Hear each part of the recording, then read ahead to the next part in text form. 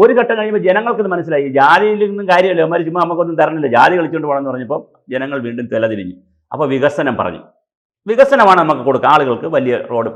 അപ്പോഴും ആളുകൾക്ക് നേരിട്ടൊന്നും കൊടുത്തില്ല, പകരം എന്ത് ചെയ്യുന്നു, റോഡ്, പാലം, വിമാനത്താവളം, ഇങ്ങനെ വലിയ വലിയ വികസനം നടക്കും. അപ്പോഴും അതിൻ്റെ ഗുണം കുറച്ച് പേർക്കേ കിട്ടുന്നുള്ളൂ. ഒരു വിമാനത്താവളം വന്ന് എത്ര പേർക്ക് ഗുണം കിട്ടും? മാസിന് കിട്ടുന്നില്ല.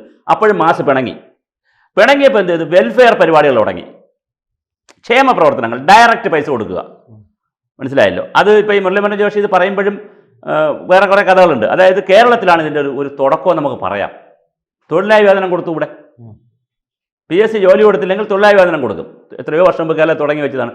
തമിഴ്നാട്ടിലോട്ട് പോയി കഴിഞ്ഞാൽ ലാപ്ടോപ്പ്, കമ്പ്യൂട്ടർ, സൈക്കിളൊക്കെ വളരെ വ്യാപകമാണ് അവിടെ പെൺകുട്ടികൾക്ക്.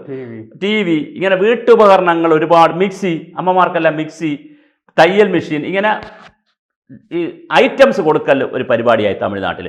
അമ്മ ഹോട്ടൽ, ട്രാൻസ്പോർട്ട് ബസ്സിൽ ഫ്രീ സ്ത്രീകൾക്ക്, അങ്ങനെ ഒരുപാട്. ഞാനിത് എൻജോയ് ചെയ്തു. എൻ്റെ വൈഫുമായിട്ട് പോയപ്പോൾ എനിക്കിത് കിട്ടിയ ഒരു ബെനിഫിറ്റും കൂടെ ഞാൻ പറഞ്ഞത്. ട്രാൻസ്പോർട്ട് ബസ്സിൽ, ടൗൺ ബസ്സിൽ ഫ്രീ ആണ്. അപ്പോൾ കളർ നോക്കി കയറിയാൽ മതി. നമ്മൾ ടൗൺ ബസ്സാണോ മറ്റേ ബസ്സാണോ, ഗ്രാമത്തിൽ പോണ ബസ്സാണ്, ടൗണിൽ പോണ ബസ്സാണെങ്കിൽ ഫ്രീ ആണ്.